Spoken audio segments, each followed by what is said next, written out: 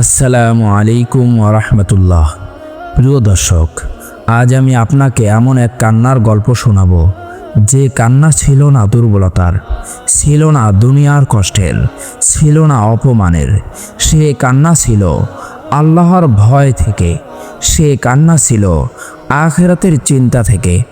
এক সাহাবী যার নাম ইতিহাসে অমর হয়ে আছে, কিন্তু তার পরিচয় শক্তির জন্য নয়, পরিচয় তার চোখের পানির জন্য। লোকেরা বলতো, যখন তিনি কাঁদতেন মনে হতো আকাশ ভারী হয়ে গেছে। আজ আমরা শুনব সেই সাহাবীর ঘটনা যার কান্না আরশ পর্যন্ত পৌঁছে গিয়েছিল। প্রথম অধ্যায়। তিনি কে ছিলেন? তিনি ছিলেন উম্মতের এক অমূল্য রত্ন, ওমর ইবনুল খাত্তাব রাদিয়াল্লাহু তাআলা আনহু। তিনি ছিলেন শক্তিশালী, কঠোর, অন্যায়ের সামনে পাহাড়ের মতো দৃঢ়। কিন্তু রাতের অন্ধকারে তিনি ভেঙে পড়তেন। দিনে তিনি ছিলেন খলিফা, রাতে ছিলেন কান্নায় ভেজা এক বান্দা। দ্বিতীয় অধ্যায়। কিসের জন্য তার কান্না? একদিন তিনি একটি আয়াত শুনলেন, যেদিন মানুষ দাঁড়াবে রব্বুল আলামিনের সামনে। এই আয়াত শুনে তার শরীর কেঁপে উঠল। তিনি অসুস্থ হয়ে পড়লেন কয়েকদিন। ভাবুন, যিনি জান্নাতের সুসংবাদ পেয়েছেন, তিনি যদি কিয়ামতের ভয়ে কাঁদেন, তাহলে আমরা কোথায় দাঁড়িয়ে? তৃতীয় অধ্যায়। রাতের গোপন কান্না। রাত গভীর হলে, সবাই ঘুমিয়ে গেলে তিনি একা দাঁড়াতেন নামাজে। তেলাওয়াত করতে করতে হঠাৎ তার কণ্ঠ ভেঙে যেত। কখনো এমন কাঁদতেন যে পাশের বাড়ির মানুষও শুনতে পেতেন। তার চোখের নিচে দাগ পড়ে গিয়েছিল অতিরিক্ত কান্নার কারণে। তিনি বলতেন, হে ওমর, আজ যদি তুমি বিচার থেকে বেঁচে যাও, তাহলেই তুমি সফল। চতুর্থ অধ্যায়। আরশ কেঁপে ওঠা অর্থ কী?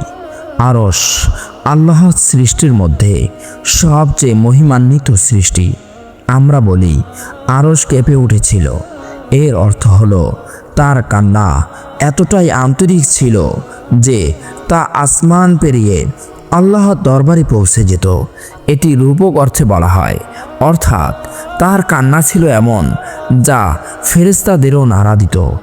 পঞ্চম অধ্যায়। ক্ষমতার মাঝেও ভয়। তিনি ছিলেন খলিফা, সমগ্র মুসলিম উম্মাহর নেতা।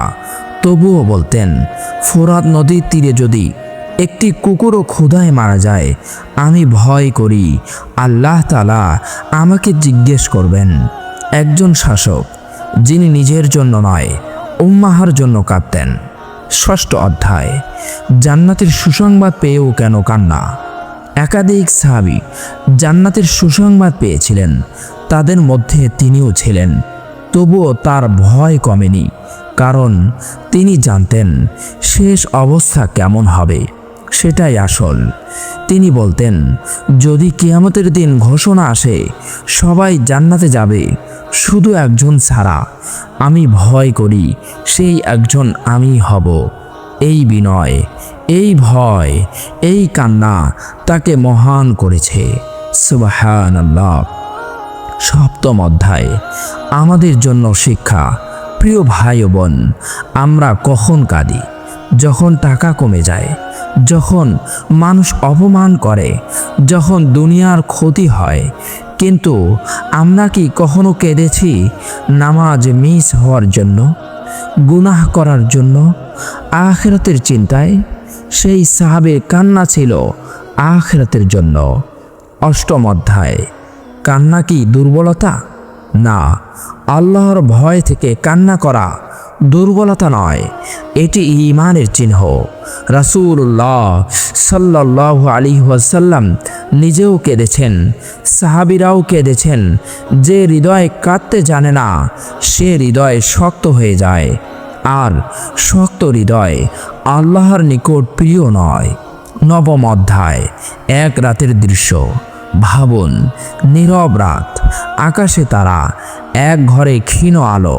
একজন মানুষ সিজদায় পড়ে আছেন, কাঁদছেন, বলছেন, হে আল্লাহ, আমাকে ক্ষমা করুন, আমার উম্মাহকে ক্ষমা করুন। এই কান্না ছিল নিঃস্বার্থ, এই কান্না ছিল সত্যিকারের। 10ম অধ্যায়। আজ আমাদের কি করা উচিত? আজ যদি আমরা চাই আমাদের জীবন বদলাক, তাহলে আমাদেরও দরকার একটু একাকিত্ব, একটু সেজদা, একটু কান্না। হয়তো আমাদের কান্না আরশ কাঁপাবে না, কিন্তু আমাদের হৃদয় বদলে দিবে ইনশাআল্লাহ। প্রিয় দর্শক, আজ রাতে যখন আপনি ঘুমাতে যাবেন, একবার ভেবে দেখুন আপনি শেষ কবে আল্লাহর ভয় থেকে কেঁদেছেন, শেষ কবে সিজদায় পড়ে বলেছেন, ইয়া আল্লাহ আমি গুনাহগার। সেই সাহাবীর কান্না ইতিহাসে রয়ে গেছে। আপনার কান্না হয়তো ইতিহাসে থাকবে না, কিন্তু তা আপনার আখিরাত বদলে দিতে পারে ইনশাআল্লাহ। চলুন আমরা দুনিয়ার জন্য নয়, আখিরাতের জন্য কাঁদি।